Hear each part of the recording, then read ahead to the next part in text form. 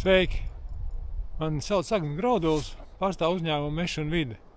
Un viens no tādiem biežākiem jautājumiem, ko patiesībā cilvēki uzdod, kādā veidā tikt pie parkveida ainavas. Viņi tā kā domā, kad izzāģējot pamežu, atstājot tos lielākos kokus, tā ainava saglabāsies mūžīgi. Un, daba ir bišķiņ savādāk uzbūvēta. Un es kādu labu laiku domāju, kāpēc tas tā un no kurienes mums viss tās domas galvā. Un tad tas šodienas stāstījums sastāvēs no divām daļām. Pirmā daļa būs stāsts par cilvēku, kāpēc mums tas varētu būt vajadzīgs. Un otrā daļa būs tāda praktiska daļa, kādā veidā tā daba strādā un ko mēs varam izdarīt. Mēs paskatāmies uz cilvēku, homo sapiens. Mēs kā suga esam cēlusies kaut kur Āfrikā, tā vismaz zinātnieki stāsta. Un tā ainava toreiz ir bijusi tāda daudz maz atklāta, sauc par savannu. Tur ir atsevišķi kokaugi tādā zālaugu klajumā. Un to struktūru patiesībā veidoja gan zālēdāji visi lielie dzīvnieki, žirafs, antilops, ziloņi un vispārējie, kas tur tolaik ir dzīvojuši, kā arī krūmāji ugunsgrēki, un tā viņi tapa uzturēti. Tas kaut kur noteikti ir mūsu tajā ģenētiskajā kodā iekšā, un to mēs kaut kur atceramies.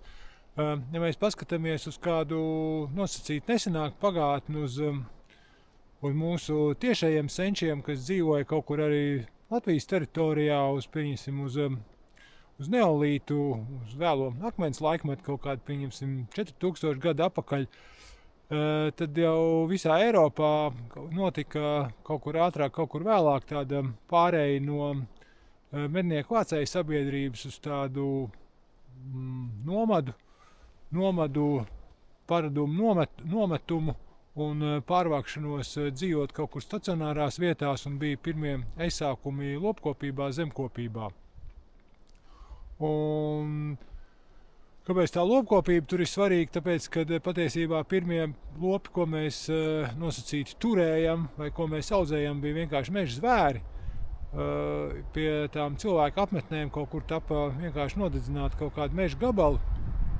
Un tad tur samērā labi atjaunojās visādi zālaugi un tam līdzīga veģetācija, un daudz koku dzinumu bija. Un tā bija vieta, kur nāca ēst savvaļas dzīvnieki. Un tad mēs vienkārši viņus tur medījam. Un tā ainava mēs kaut kur veidojam pie savām mājām, kur mēs dzīvojam. Un mēs paskatāmies tā tīri no tāda drošības viedokļa, tad droši vien, ka tāda atklāta ainava arī tam cilvēkam bija drošāk, jo viņš tur varēja redzēt, kur tas zobenzobu tīģers vai kāds cits kaitnieks slēpjās. Un tāpēc tā pārskatāmā ainava ir kaut kādā formātā kaut kas tāds, kas mums dod iekšēju drošības sajūtu. Ja mēs paskatāmies pavisam nesen, uz kaut kādu 1940. gadu, piemēram, tad viena no tādām versijām ir, kad 30% no Latvijas teritorijas ir klājušas parkveida ganības, kur struktūra bija kaut kāda zālauga pļava, uz kuras auga koki. Lielā vairumā gadījumu tie bija atsevišķi stāvoši ozoli, kaut kādi 50, 100, 150 koku uz hektāru, atšķirībā no tās struktūras. Un līdz mūsdienām no tā ir saglabājies ļoti maz, bet šur tur mežos vēl var redzēt visādi ganību paliekas, kokos ieaugušas ozols un ļoti maz, kas ir atjaunots. Un varbūt arī tas, uz kā tas cilvēks tiecās, un tas saliekot visas trīs lietas kopā, tad varētu būt pieņēmums, ka gan no tiem mūsu Āfrikas senčiem, gan no tā akmens laikmeta cilvēka, gan no tā mums visu laiku tas ģenētiskais kods turpinās par to kaut kādu daļai atklāta ainavu, kuri pārskatām, un mēs pat bieži nenojaušam, kāpēc tas tā ir, bet ja mēs to saprotam, tad mums kļūst vieglāk saprast, kāpēc mēs kaut ko gribam. Ja mēs pārējam pie tās dabas, daba ir ļoti vienkārši uzbūvēta. tā meža ainava veidojās vairāk slāņaini, un būtībā daba vienmēr cenšas aizaudzēt visus tukšums ciet, un būtībā tas mežs ir vienmēr maksimāli piepildīts ar kokiem, cik tur daba var izaudzēt. Jo dabā ir būtībā notiek visu laiku sukcesija, un pa lielam ir divi tādi limitējošie faktori. Pirmais faktors ir gaisma, un otrais faktors ir laiks. Tad te ir tāds piemērs uz manu mežu. Ja mēs runājam par gaismu, tad tā gaisma ir tā, kas nāk no augšas. Var redzēt, ka šitas mežs nav gluži slēgt vainag mežs, kad tev ir kādreiz notikusi krājas kopšana un kad viņš ir joprojām vēl daļai atvērts vainags. Un otra gaisma ir sāniskā gaisma, kad blakus ir kaut kāds mazāks audzes, tad tā gaisma nāk no sāna. Un būtībā visi tie koki, kas aug nosacīti otrajā stāvā vai krūmi, pameši un paauga, ir saņem to gaismu gan no saules, pa taisno caur starpām vainagos, gan arī sānisko gaismu. Un tas būtībā nosaka to aizaugumu intensitāti. Un otrs faktors visā tajā ir laiks, jo visam, kas aug, vajag izaugt, un tad arī te var pamežā aug dažādi, teiksim, šitas ir krūklis, kāds ozols, te ir vēl viens ozols, apakšā ir kaut kādi sasējušies mazāk ozoliņi, ir paaugs eglis, un te ir kaut kāds lielāks tāds atvērums, un viņas var augt. Te ir arī nenograusts pīlādes, ko meža zvēri nav pamanījuši pa laimi, un vienkārši visām vajag laiku, un tad tā, kā to varētu nosaukt, tā būtība vai process ir tāds, kad ir pirmā stāva koki, kas ir augšā, viņi vēl te var ilgi augt, jo bērns nav ļoti veci, kad 50 gadu apmēram, 40, kāds arī tievāks, un tā būtība tāda, kad tas pamešs un paauga aug uz augšu, un ar laiku ieņem otro stāvu, un uz to zemi ir arvien vairāk ēna, un būtībā tad notiek tas, kad apakšā tas krūmu slānis pamazam izzūd, un paliek tikai kaut kas visizturīgākais, un tas mežs paliek tāds, daudz maz caurredzams. Un te var ļoti labi redzēt, kā te tā paauga segla aug. Es te kaut ko bišķiņi minimāli pakops, bet būtībā te notiek normāls dabiskais process šajā mežā. Tātad, ja mēs runājam par laiku, dabai patiesībā tāds laiks nepastāv. Viņi vienkārši audzē, mēģina aizaudzēt visas vietas, kur var aizņemt kādu veģetāciju, pietiek gaismu, viņi aizaudzē. Un tas kaut kādā veidā cilvēkam ar to laiku ir samērā grūti tik galā. Mēs viņu pārāk saprotam, mums gribās visu uzreiz, mēs izdarām, nogriežam krūmus un gribam tā, lai uzreiz tāda smuka, šitā te daļa tāda smukāka, tāda vairāk parkveida skats, bet dabai tas laiks neeksistē. Viņa ir mūžīga un tur neko nepadarīs. Un tad ir jautājums, ko visā tajā stāstā tas cilvēks var darīt. Un tad mēs atgriežamies pie tā cilvēka parastā. Viena patiesībā tāda reāli visvieglākā metode, kādā veidā ir dabūt parkveida ainavu, ir ieviest kādu mājlopu, govi, aitu, zirgu. Un tie samērā labi tur tiek galā ar visiem krūmiem, zālēm un daudz maz uztur to ainavu tīru, tāda arī tradicionālā sistēma, kā tas ir noticis. Tāda man bieži arī atbild cilvēkiem, kā dabūt. Vienkārši ievieciet mājlopu un viss būs atrisināts. Lielā gadījumā, protams, tā tas nav.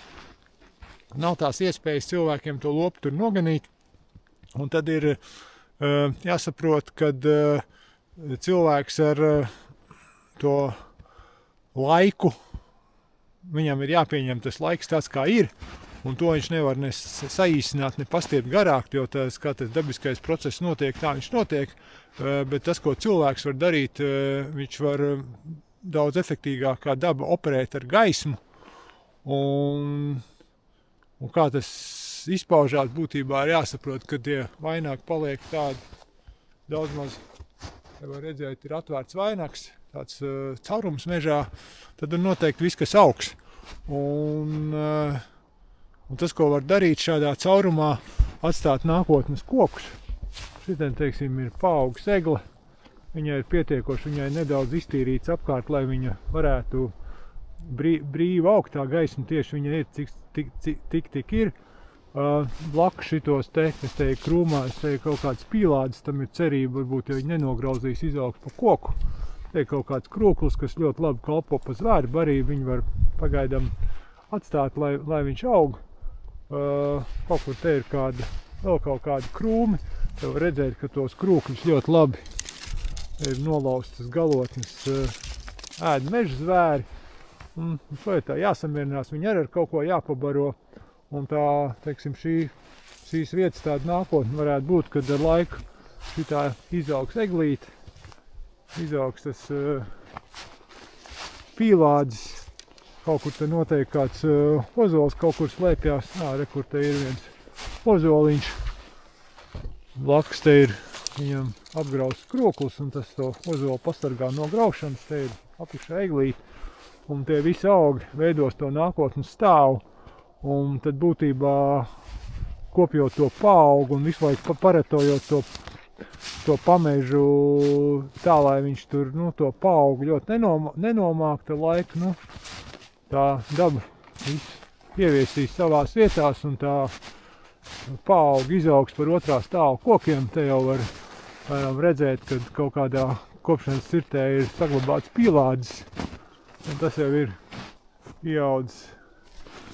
Te ir pīlādis samērā resns jau ieņēmis, jau var teikt, otro stāvu, un tādā veidā ar to ainavu var apmēram operēt. Un te ir, kur ir krūmājs, vasarā te nevar redzēt cauri, tas jau ir tālāk no ceļa, un būtībā te ir tik daudz tas darbs, nedaudz piekopt ar peglītēm, lai viņām būtu gaisma, un viss pārējais ir tālāk dabas ziņā.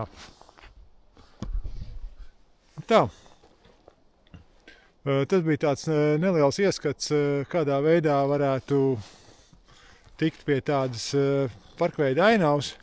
Un tas, kas visā tajā lietā ir tā fundamentāli jāsaprot, kad izgriežot šitos te visus krūmus ārā, atstājot tikai lielos kokus, daba to jautājumu ļoti ātri sakārtos. Kamēr ir pietiekoši gaisma, tikmēr viņi atkal uzaudzēs krūmus, un tāda būs mūžīgā cīņa ar dabu, kas ir samērā resursu ietilpīga un principā nevajadzīga. Tā var izmantot paši dabas instrumentus, lai to atrisinātu. Un tā,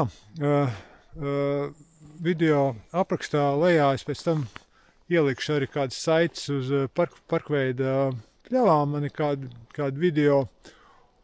Un jums interesē kāda konsultācija par mežu, par mežsaimniecību, par cirsmu plānošanu, meliorācijas sistēmu uzturēšanu, par kādu mežu ainavas veidošanu, par kādu tam līdzīgiem darbiem, kas saistīti ar mežu, vienkārši konsultācijas. Es labprāt cilvēkiem palīdzu stāstu, nedaudz arī nodarbojos ar mežu apsaimniekošanu Kurzemē. Paldies, ka skatījāties. Tā tiekās mežā.